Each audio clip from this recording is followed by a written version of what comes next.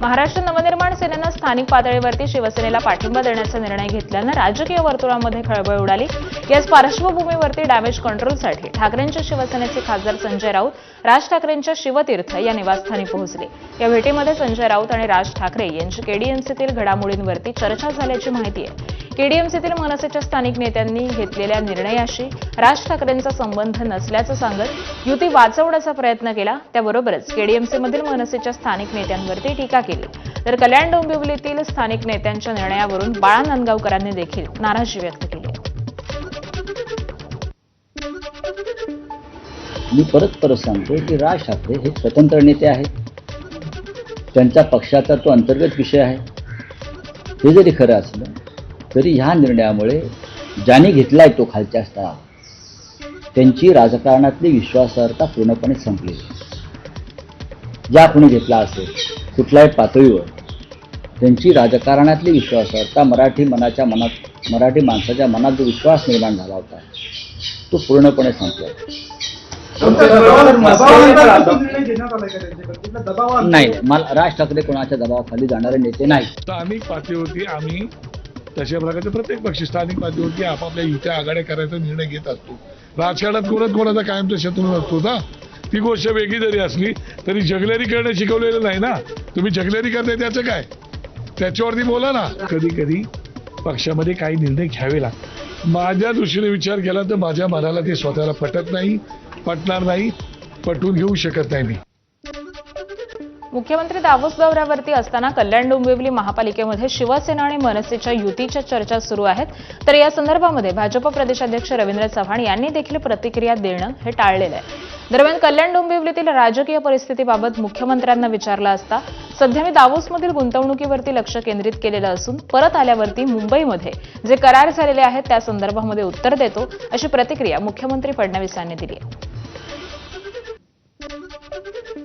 एक करार कल्याण डोंबिवली में मनसे के साथ सिंधे गुटका हुआ है, तो उस करार की जानकारी आपको मिली है क्या?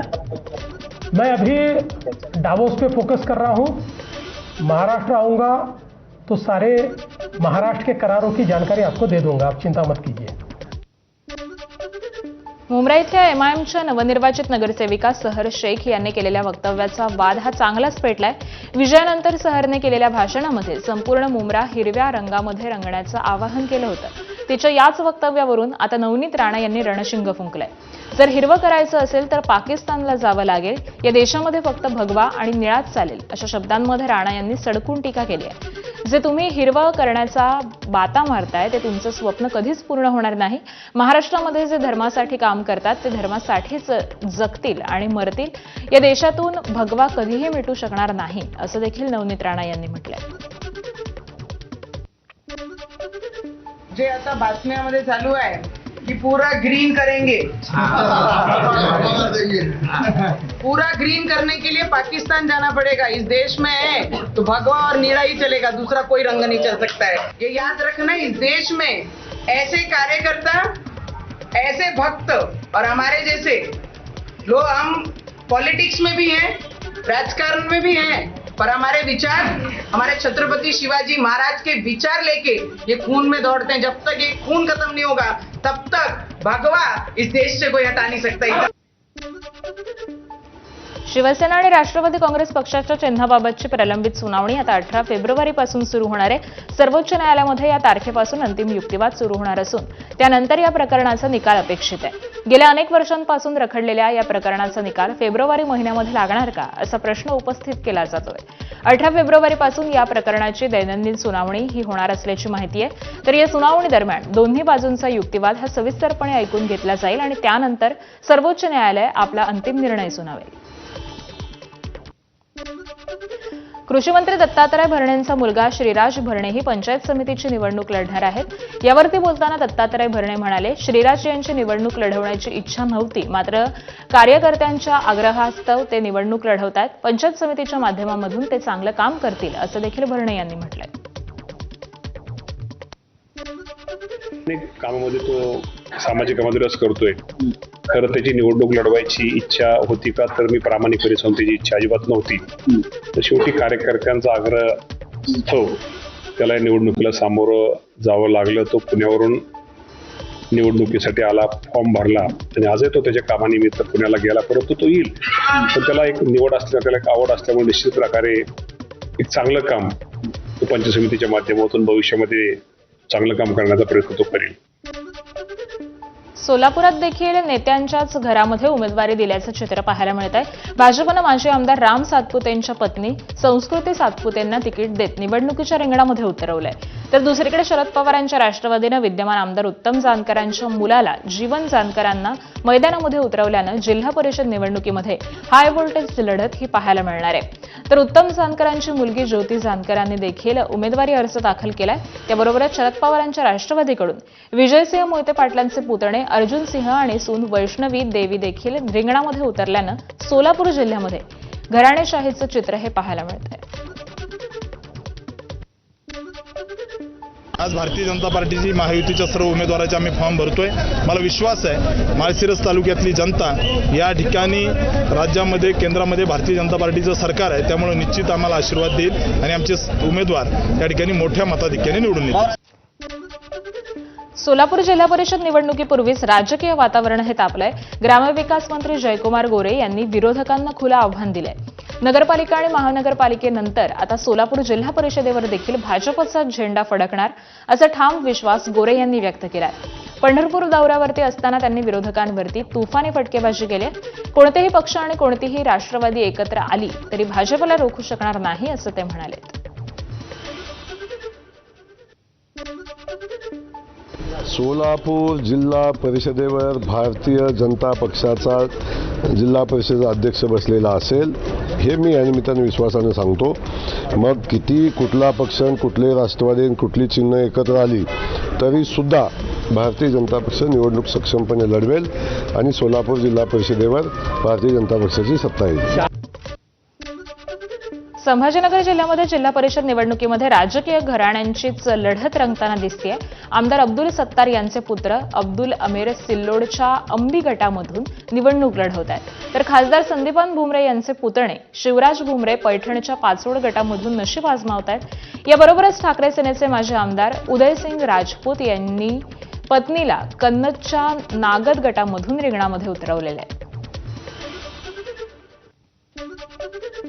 परभणीमध्ये जिल्हा परिषदेच्या 54 आणि पंचायत समितीच्या 108 जागांसाठी निवडणूक प्रक्रिया ही सुरू आहे. उमेदवारी अर्ज भरण्याच्या शेवटच्या दिवशी जवळपास 1500 उमेदवारांनी अर्ज दाखल केले होते. या उमेदवारांवरती एकूण 22 आक्षेप दाखल झालेले असून त्याची छाननी करण्याचं काम हे निवडणूक प्रशासनाच्या वतीनं करण्यात येत आहे. गंगाखेडच्या उपविभागीय अधिकारी कार्यालय परिसरामध्ये विविध पक्षांचे उमेदवार आणि समर्थक हे थांबलेले असून 22 आक्षेपांवरती काय निर्णय होतो याकडे सगळ्यांचंच लक्ष लागलंय. भिवंडी महापालिकेच्या महापौर पदाची सोडत ही जाहीर झालेली असून हे पद सर्वसाधारण प्रवर्गासाठी राखीव आहे. काँग्रेसनं 30 नगरसेवक हे जिंकून सर्वाधिक जागा मिळवलेल्या आहेत आणि त्यांना राष्ट्रवादी, समाजवादी पार्टी आणि कोणार्क विकास आघाडीकडून पाठिंबा मिळालाय. महापौर पदासाठी काँग्रेसकडून तारिक मोमीन आणि प्रशांत लाड यांची नावं चर्चेत आहेत. तर भाजपनं 22 जागा जिंकल्यामुळे जुळवाजुळव सुरू केल्याची माहिती मिळते. तर भाजपकडून नारायण चौधरी आणि संतोष शेट्टी यांची नावं सध्या चर्चेत आहेत. गुहागर विधानसभा मतदारसंघामध्ये उद्धव ठाकरेंची शिवसेना विरुद्ध एकनाथ शिंदेंची शिवसेना अशी थेट लढत रंगते. ठाकरे सेनेचे जिल्हाध्यक्ष विक्रांत भास्कर जाधव यांच्यासमोर शिवसेनेचे संतोष जैतापकरांचं आव्हान आहे. भाजपकडून उमेदवारी न मिळाल्यामुळे 2 दिवसांपूर्वी भाजपला रामराम ठोकत जैतापकर यांनी शिवसेनेमध्ये प्रवेश केला. तर त्यांनी निवडणूक अर्ज देखील दाखल केला. आता ठाकरे सेनेमध्ये नेते भास्कर जाधवांचे पुत्र विक्रांत जाधव यांच्या विरोधामध्ये संतोष जैतापकर निवडणुकीच्या रिंगणामध्ये उतरलेले असून गुहागरची लढत ही चुरशीची होण्याचा अंदाज वर्तवला जातोय. तर विक्रांत जाधवांनी संतोष जैतापकरांच्या उमेदवारी अर्जावरती आक्षेप घेतलाय. जैतापकरांनी आवश्यक माहितीही आयोगापासून लपवल्याचा जाधवांनी आरोप केलाय. रत्नागिरीमध्ये जिल्हा परिषद आणि पंचायत समिती निवडणुकीमध्ये तिकीट न मिळाल्यामुळे काही ठिकाणी बंडखोरी झाली आहे. रत्नागिरी तालुक्यातल्या हातखंबा जिल्हा परिषद गटामध्ये शिवसेनेमध्ये बंडखोरी झाली आहे. माजी सदस्य परशुराम कदम यांनी तिकीट नाकारल्यामुळे त्यांनी अपक्ष उमेदवारी अर्ज हा दाखल केलाय. तर उमेदवारी का नाकारली हे मला कळलं पाहिजे अशी प्रतिक्रिया परशुराम कदम यांनी दिली आहे. तळ कोकणामध्ये भाजपनं आपलं वर्चस्व हे सिद्ध केलेलं आहे. मंत्री नितेश राणेंच्या मतदारसंघामध्ये बिडवाडी पंचायत समितीमध्ये भाजपचा बिनविरोध सदस्य हा निवडून आलाय. कणकवली बिडवाडी पंचायत समिती मतदारसंघातील ठाकरे शिवसेनेच्या उमेदवार विद्या शिंदे यांचा अर्ज हा अवैध ठरला. भाजपच्या उमेदवार संजना राणे यांनी विद्या शिंदे यांच्या 3 अपत्यांविषयी हरकत घेतली होती. निवडणूक निर्णय अधिकाऱ्यांनी विद्या शिंदे यांचा अर्ज नाकारल्यानंतर संजना राणे बिनविरोध निवडून आल्या आणि त्यानंतर भाजप कार्यकर्त्यांनी जल्लोष केला. अहिल्यानगर महानगरपालिकेच्या महापौर पदाचं आरक्षण हे ओबीसी महिलांसाठी सुटलेलं आहे. भाजप आणि राष्ट्रवादी अजित पवार पक्षामध्ये मोठ्या संख्येनं ओबीसी महिला नगरसेविका आहेत. तर दोन्ही पक्षांच्या प्रमुखांची बैठक होईल आणि मगच महापौर पदाचा निर्णय घेतला जाईल, अशी प्रतिक्रिया की आमदार संग्राम जगताप यांनी दिली आहे. नाशिक महापालिकेतील महापौर पदाच्या आरक्षण सोडतीनंतर मंत्री गिरीश महाजन आयुक्तांच्या भेटीला गेले. महापौर पदाचे प्रबळ दावेदार हिमगौरी आडकेंनी देखील महाजनांची भेट घेतली. तर गणेश गीते, सुधाकर बडगुजर आणि सुरेश पाटील यांच्यासारखे प्रमुख नगरसेवकांनी देखील महाजनांची भेट घेतली आहे. मंत्री गिरीश महाजन यांनी बडगुजर यांच्या म्युनिसिपल कर्मचारी सेनेच्या कार्यकर्त्याला देखील भेट दिली. तर नाशिक महापालिकेतील प्रमुख पदांसाठी नगरसेवकांकडून जोरदार लॉबिंग सुरू असल्याची देखील चर्चा रंगली आहे. मालेगाव महापालिकेमध्ये महापौर पदासाठी सर्वसाधारण महिला प्रवर्गासाठी राखीव झाल्यामुळे इस्लाम पार्टीच्या नसरीन खालिद शेख या प्रमुख दावेदार असल्याचं बोललं जात आहे. तर दुसरा प्रमुख दावेदार माजी महापौर ताहेरा शेख यांचंही नाव आहे. त्यामुळे इस्लाम पार्टी कोणाच्या नावाला पसंती देते हे आता पाहावं लागेल. अकोला महापालिकेमध्ये सत्ता स्थापनेसाठी हाय व्होल्टेज पॉलिटिक्स रंगतंय. भाजपला रोखण्यासाठी एमआयएम, काँग्रेस आणि दोन्ही राष्ट्रवादीच्या नेत्यांनी वंचितचे नेते प्रकाश आंबेडकर यांची भेट घेतली. तर या भेटीमध्ये एमआयएम आणि दोन्ही राष्ट्रवादीचे नेते हे उपस्थित होते. काँग्रेसनं भाजप विरोधात एकत्र येण्याची विनंती केलेली आहे. तर वंचित बहुजन आघाडीला पाठिंबा मागण्यासाठी काँग्रेसनं आमदार साजिद खान पठाण अकोल्यामध्ये आलेले होते आणि त्यांनी 45 मिनिटं बंद दाराआड प्रकाश आंबेडकरांशी चर्चा केली आहे.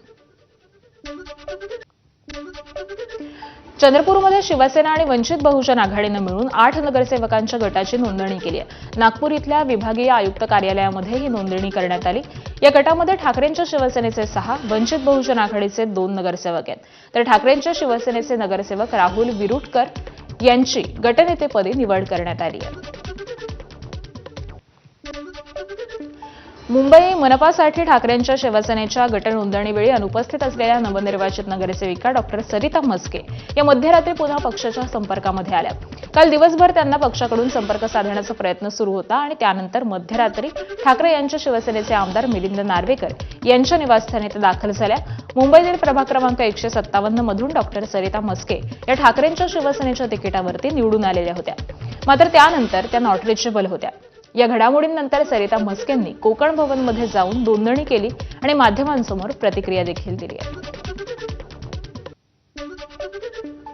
मी काल देवदर्शनाला गेले होते. माझा नवस होता आणि आम्हाला कालच्या मीटिंगचं परवा रात्री उशिरा मेसेज आला होता, त्याच्यामुळे मला कल्पना नव्हती.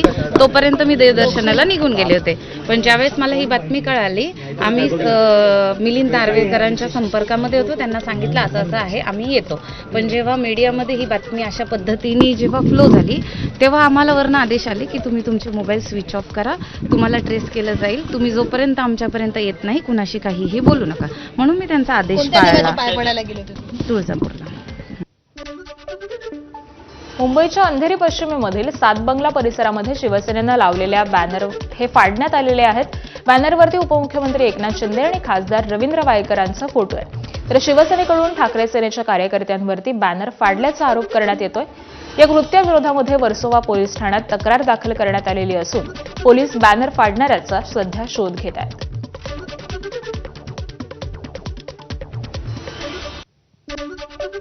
महाड नगर परिषदेच्या निवडणुकीवेळी झालेल्या राड्याच्या प्रकरणामध्ये